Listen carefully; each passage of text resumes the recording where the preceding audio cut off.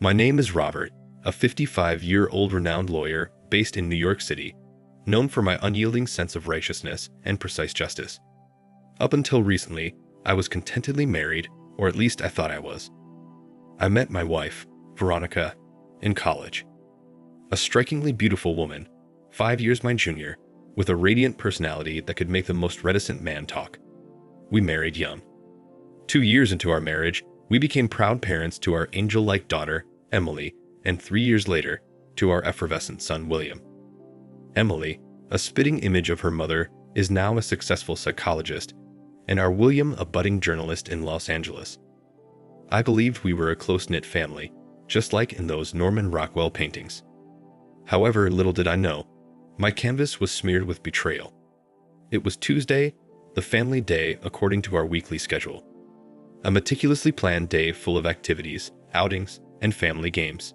Things that my family rolled their eyes at but participated in nevertheless, because they knew how much I appreciated our togetherness. On this fateful Tuesday, I decided to return home earlier from my meeting to surprise them, carrying with me a gleam in my eyes. As I approached our classic, brick-layered townhouse in Brooklyn, I felt a pang of heart-wrenching betrayal. My wife's car was parked outside, next to the shimmering Jaguar that unmistakably belonged to my old college friend turned professional nemesis, Hank. I quietly made my way inside, moving as stealthily as an individual recovering from an old football injury could. The sound that greeted me was a mixture of giggles, whispers, and clinking glasses. As I cracked the living room door open, I saw Veronica in Hank's arms, their laughter echoing obscenely in the silence of my recently shattered world. My heart convulsed in agony, but I was a lawyer at heart. I was wired to think before I acted. I collected evidence, photos, videos, Hank's expensive watch he'd left behind one night. An ironclad case was forming. But I didn't want justice from a courtroom, not this time. I wanted personal atonement. For the sake of my children, I feigned oblivion.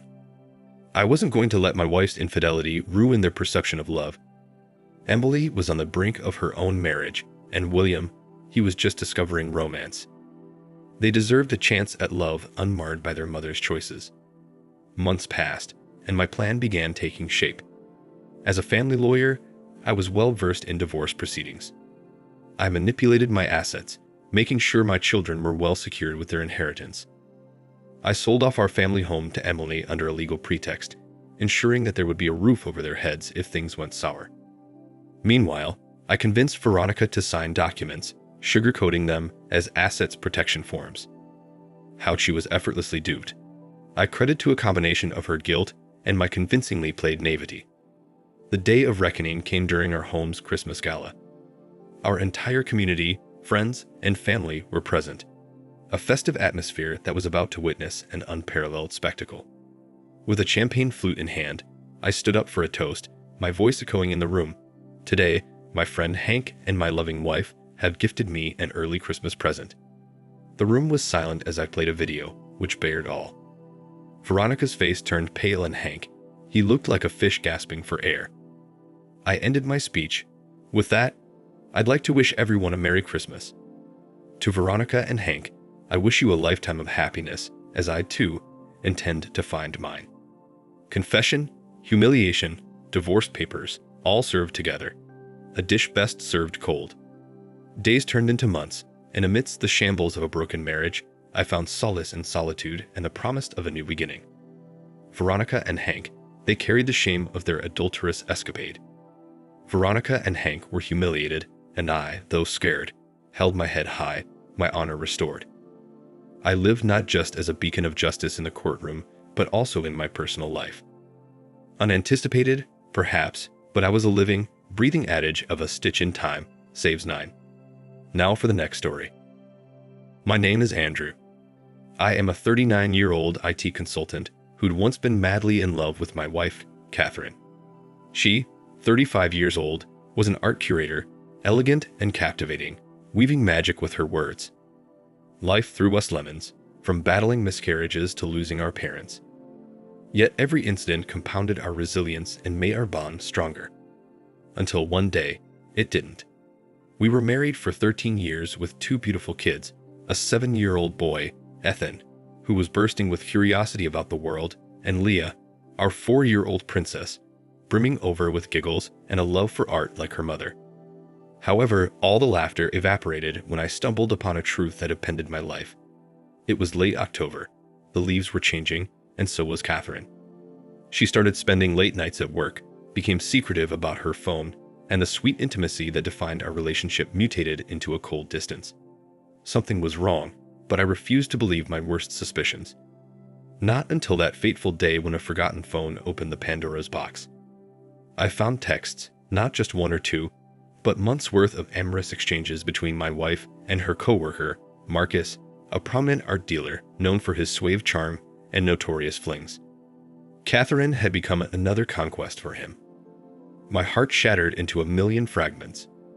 As I put the kids to bed that night, the echo of their laughter was a stark contrast to the deafening silence within my defeated heart.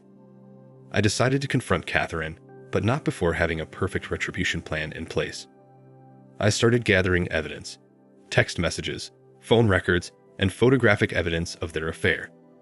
Simultaneously, I began working more from home, spending quality time with Ethan and Leah, building memories as I was acutely aware that things were about to get ugly. Catherine remained oblivious to the brewing storm, her signs of guilt masked by the thrill of her deceit. On a cold morning in December, I filed for divorce based on infidelity.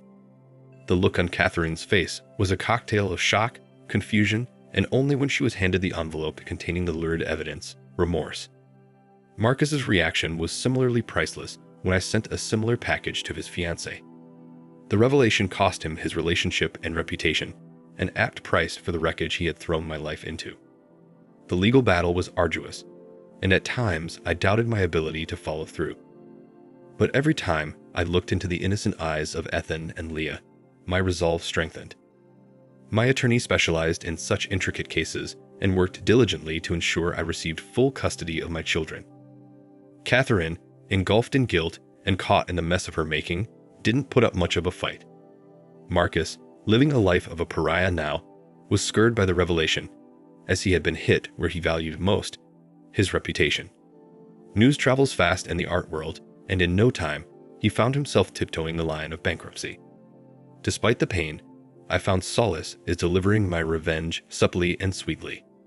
It brought me neither joy nor euphoria. It brought closure. As I closed this chapter, Ethan and Lee were my strength. I was triumphantly freed from the shackles of betrayal and focused on nurturing my children, raising them with love and honesty. Ultimately, this is a story not of revenge, but of resilience. After all, revenge is such a bittersweet endeavor, leaving one victorious but weary at the same time. I am Andrew, a single father, a survivor of betrayal, and an advocate of resilience, carrying the scars of deceit and the strength of victory. This is not the end, but a re-beginning, because after all, life must go on. Thank you for watching. Like, comment, and subscribe if you enjoyed the video.